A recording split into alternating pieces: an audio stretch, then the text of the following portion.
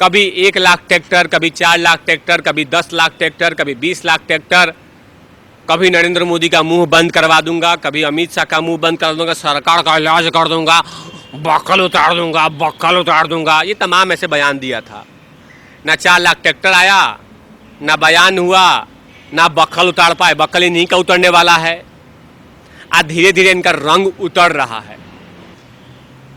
Starting जब हुआ था इस आंदोलन में तो ब्राह्मणों पे और मंदिरों पे सवाल खड़ा कर दिया था।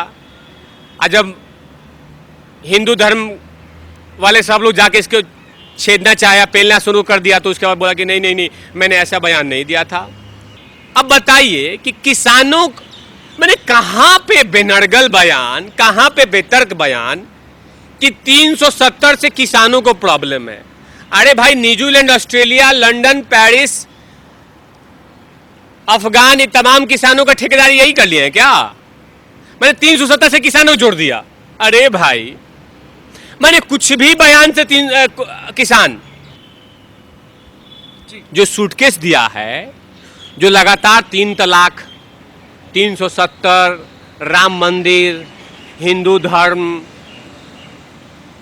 इन तमाम के खिलाफत हैं, उन्हीं से इन्होंने पैसे लिए हैं और उन्हीं के गुणगान गा के वहां पे किसी सिंघू बॉर्डर, टिकरी बॉर्डर, फलाना बॉर्डर, चिलाना बॉर्डर पे बैठे हुए हैं। तो उनके खिलाफत कैसे जा सकते हैं?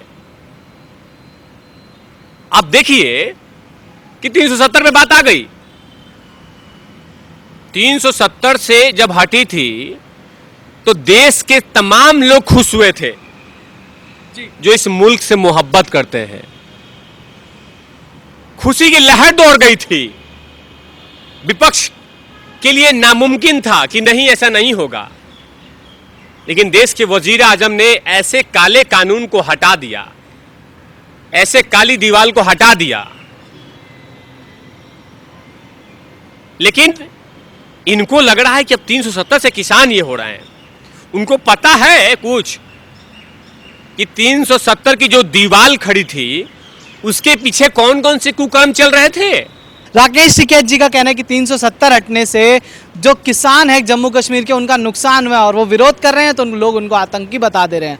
और जिसके बाद विरोध हुआ खुद राकेश टिकैत का, तो बयान बदल गए इनके। देखिए, राकेश जो बालियान है, इस आदमी में समझ में नहीं आ रहा है उन तमाम किसानों को, मुझे तो आ रहा है, उन तमाम किसानों को जो वहां उनके लिए बैठे हुए हैं, लगातार इनको अपना देवता मानते हैं।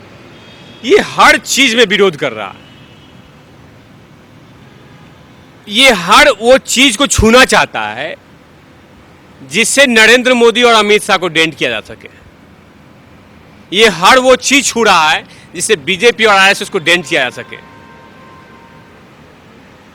पता नहीं इसके दिमाग में किसने बता दिया कि पश्चिम बंगाल में बीजेपी की संख्या कम आई, हारी नहीं, पॉइंट टू नोट। इसको किसी ने बता दिया है कि किसी ने कान फूंक दिया है कि इसके कारण बीजेपी की सीटें कम आई हैं। अब ये खुश है कि मैंने बीजेपी को हरा दिया। इसको तो पता ही नहीं कि हराना का डेफिनेशन क्या होता है। तो इस जब अंधे के हाथ में बटेर लग जाए तो अपने आप को शिकारी समझने लगता है। तो यही समझ में आ रहा है इसको। अब इसको कोई पूछ नहीं रहा है। मीडिया जानती है कि ये अनर्गल बयान देता है, उलूल जुलूल बयान देता है, बिना हाथ पैर का बयान देता है, ये जानता है। और मीडिया भी जान गई है, जो इसको चाटने वाले मीडिया है वो भी जान गई है कि इससे अब कोई रस नहीं निकल सकता। इसमें कोई अब रस उस नहीं है। ये कभी इधर कभी उधर, कभी इधर कभी उधर बयान दिया जा रहा है। जब किसान रैली के जगह पे जाके कुछ नेता अपने दुकान चलाने लगे तो वहां भी बोला कि ओहो, ये तो मेरा दुकान बंद कर रहा है। तो उन्हीं को धमका दिया कि आप लोग बाहर जाइए, हम यहां पे जो बोलेंगे पहले हमें से परमिशन लिया जाएगा। तमाम बहुत ऐसी चीजें हैं। अभी आपने देखा था एक इलेक्ट्रॉनिक मीडिया पर राकेश बालियान और पत्रकार महोदया सवाल पूछ रही थी, और जैसे मुजफ्फरनगर के एक किसान नेता सामने आए, चौधरी बीरेंद्र सिंह जी, भाग गया। बहस कर ले उनके साथ, बहस कर लो भाई, क्योंकि मुजफ्फरनगर से आप भी हो, सिसौली से आप भी हो, आज चौधरी बीरेन्द्र सिंह जी भी आप ही के एरिया के हैं, तो बहस कर लो ना। आज चौधरी बीरेन्द्र सिंह जी को नीचे दिखा दो। वो तो लाखों लोगों ने देखा था उस वीडियो को, कि मैंने बोला कि नहीं नहीं नहीं, मैं उनसे बहस नहीं करूंगा, उनसे बातें नहीं करूंगा, मैं बहस करूंगा उनसे जो मेरे बराबरी में होगा। क्यों? चौधरी बीरेन्द्र सिंह साहब किसान नहीं है, उनसे बहस नहीं कर सकते हो? कर लो बहस, वो भी तो आप ही के गांव के हैं, लेकिन नहीं करोगे। लेकिन अनर्गल बयान देना है, हेडलाइंस में आना है, हमेशा हाईलाइटेड होना है, मीडिया हटनी नहीं चाहिए मेरे मुंह से। अचानक मीडिया का नशा चढ़ा है, ऐसे अचानक मीडिया कैसे दूर चली जाएगी? मैं तो मीडिया के बिना नहीं रह सकता, मीडिया मेरी ताकत है, मीडिया मेरे डीएनए में चली गई है, मीडिया मेरा रेड सेल है, वाइट सेल है, बन चुकी है। तो कुछ भी बयान देते रहो। तो हेडलाइंस में बने रहने के लिए, लाइमलाइट में बने रहने के लिए ऐसे बात करते रहेंगे राकेश बाल्यान, हमेशा ऐसे ही बात करता रहेगा। ये कुछ दिन के बाद देखिएगा ये मोटर एक्ट के बारे में बोल देगा, 3 तलाक के बारे में बोल देगा, ये कुछ भी बोले। अभी इंतजार कीजिए, ये जनसंख्या का भी समर्थन में खड़ा कर देगा कि नहीं जनसंख्या बड़ी रहनी चाहिए। क्यों? जनसंख्या में क्या दिक्कत है? जनसंख्या बड़ा सा बुढ़ा, ऐसे भाषा वसा बोल के आराम से मैंने हाईलाइटेड होना है। हो सकता है कि ये विदेश नीति पे भी बोल दे राकेश बाल्यान, विदेश नीति पे भी, कि चीन से बात करो क्योंकि वहां पे किसानों को, तिब्बत के जो किसान हैं उनको दिक्कत हो रहा है। आप अफगानिस्तान किसानों से बात करो, उनको भी दिक्कत हो रहा है, उनको भी दिक्कत हो रहा है। ये हो सकता है ये भी बोल दे कि उधर म्यांमार के किसानों से बात करो क्योंकि मिजोरम में जो किसान बैठे हैं उनको भी दिक्कत हो रहा है। ये तमाम बातें अभी सुनने को मिलेगा। हो सकता है कि ये इकोनॉमिक मामले भी बोला शुरू कर दे। जो देश में इकोनॉमिक सिस्टम है, बजट है, रक्षा मंत्रालय है, रक्षा विधि विशेषज्ञ हैं, उन पे भी ये बोलेगा। ये कुछ ऐसे चिलगोजे लोग हैं जो अपने अपने एरिया में अपनी दुकान चलाने के लिए किसानों के देवता मान रहे हैं, किसानों को हमदर्द मान रहे हैं कि किसान की सोच रखने वाले हम ही हैं, बाकी पार्टियां नहीं है। नहीं नहीं नहीं नहीं, जितने भी पुराने किसान नेता थे जो हमारे बीच नहीं हैं, उन्हीं के सोच थी कि ये बिल आनी चाहिए। लेकिन चलिए मैं उसमें नहीं जाना चाहता। देखिए बयान देखिए कि 370 से किसान, जो 370 का समर्थन में उतरेगा वो तो आतंकवादी कहलाएगा ही। मैं कहूंगा आपके चैनल के माध्यम से, जो 370 के समर्थन में कहे कि हाँ 370 सही था, कश्मीर में लगे रहने चाहिए, वो कानून हटने नहीं चाहिए, तो मैं उनको आतंकवादी कहूंगा। वो काले कानून थे जहां पे हमारे तिरंगे का अपमान होता हो। वो बिल का समर्थन कैसे कर सकता हूं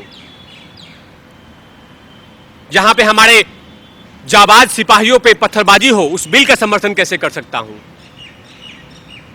जहां पे हिंदू धर्म और सिख धर्म और वो अल्पसंख्यक धर्म जो कश्मीर में रहते हैं, उस धर्म का, उस 370 का समर्थन कैसे कर दूं? उस 370 का मैं विरोध करूंगा। मैं उस बिल का कैसे, उस 370 का समर्थन कैसे कर दूं जो हमारे संविधान को सम्मान नहीं करता हो, हमारे वजीर आजम को सम्मान नहीं करता हो, हमारे कानून वहां पे सपोर्ट नहीं करता हो। 370 के समर्थन वाले को आतंकवादी, आतंकवादी करके क्या कहेंगे? क्या कहेंगे उसको? उन डायरेक्टरों को जो इनको लगातार पीछे से ऑक्सीजन दे रहा है, उनको खुश कर रहे हो। जी जी सर, एक चीज़ और नोटिस करने वाली है कि अभी कुछ समय पहले चाहे वो दिग्विजय सिंह हो, चाहे वो चिदम्बरम जी हो, सबके बयान आए 370 को लेकर, और तुरंत उसके बाद राकेश टिकैत का भी बयान आ जाता। तो कहीं ना कहीं कुछ ना कुछ कड़ियाँ तो जुड़ती हैं इन लोगों की आपस में। देखिए, देश की जनता जान गई है कि कांग्रेस की नीति जो है, कांग्रेस पार्टी है, इस देश के लिए सिंथेटिक ड्रग्स थी। वो सामने आती है तो जनता कोई वैल्यू नहीं देती है, कोई वैल्यू नहीं देती है। अरे यार कांग्रेस चल, घटिया पार्टी, बैठ, धोखेबाज, 70 सालों से धोखा दिया, भाग यहाँ से, ऐसे कर देती है। तो वो चाहती है कि ऐसे लोगों को लिया जाए सामने, मासूम लोगों को, कि ये किसानों के साथ, किसानों के नेता हैं। आप पीछे से बोलते रहते राकेश टिकैत लगा रहा, लगा रहा, लगा रहा, लगा रहा, हाँ चल लगा रहा, लगा रहा। आपको क्या लगता है कि आप एक ठेले का दुकान नहीं खोल सकते किसी रोड पे खड़े होके? जैसे खोलेंगे पुलिस वाला मारेगा, लाफा, भाग गए, भाग। आइए, 7 महीनों से ऐसे दुकान खोल कर रखा है सारे बॉर्डरों पे, आज सबका लीडरशिप यही है। आपको क्या लगता है कि किसी का समर्थन नहीं है? समर्थन है। जिनका दुकान बंद हो रहा है, जिनका शटर गिर रहा है, वो लोग पीछे के दरवाजे से राकेश बलियान लगा रहा, राकेश बलियान इधर आ, ये सूटकेस ले, लगा रहा। अब चौधरी अजीत सिंह जी, इनका दुकान बंद हो रहा है मुजफ्फरनगर बेल्ट में, तो खड़ा कर दिया कि भाई मेरे तरफ से सूटकेस ले ले। हरियाणा में चौटाला साहब के जो पुत्र हैं, उनका दुकान बंद हो रहा है, तो उन्होंने भी सूटकेस दे दिया है। आम आदमी पार्टी का पंजाब में दुकान बंद हो रहा है, तो उन्होंने सूटकेस दे दिया। किसानों का दुकान पूरी जगह से बंद हो रहा है, तो उन्होंने सूटकेस दे दिया। ये तमाम सूटकेस बोल रहा है, ये नहीं बोल रहा है। ये तमाम सूटकेस में भरा हुआ जो हरी हरी पत्तियां हैं वो बोल रही हैं। ये बिल उल का नहीं इंपॉर्टेंट है। बिल, किसान का समर्थन, किसानों के हमदर्द, ये तमाम ये लोग नहीं बोल रहे हैं। ये वो बोल रहा है जो सूटकेस में जब तक माल भरा हुआ है। आप तो प्रकांड पत्रकार हैं, सलमान खान का एक मूवी देखा होगा आपने, दबंग। अब तो आजकल हम लोग फिल्म के विरोध में हैं, सलमान खान के विरोध में हैं। उसके फिल्म में एक आता है ना, चुलबुल पांडे बोलता है कि जब तक तुम्हारी इस बैग में नोटें आती रहेगी तुम्हारी सांसें चलती रहेंगी, बोलता है ना। कितने फिल्मों में बोल दिया गया है कि जब तक तेरी सांसें चलेगी तब तक तेरे पैर चलते रहने चाहिए, नाच। ऐसे करते हैं ना ये लोग फिल्मों में, डायलॉग विलेन करते हैं। तो वैसे ही ये भी है, जब तक सूटकेस चल रहा है तब तक राकेश बलियान बोलता रहेगा, अपने आप को कुछ भी बोलता रहेगा। अभी इंतजार कीजिए, चीन के मामले में, यहाँ तक कि वैक्सीन के मामले में बोलेगा। अभी कुछ दिन पहले वैक्सीन के बारे में बोला था, लेकिन वैक्सीन के बारे में ये भी बोल देगा, रिसर्च करके बोल देगा कि माना अपने लैब किसान मोर्चा पे मैंने वो किया है, उसकी वैधता जांची है, वो दवाई खराब है, वैक्सीन खराब है।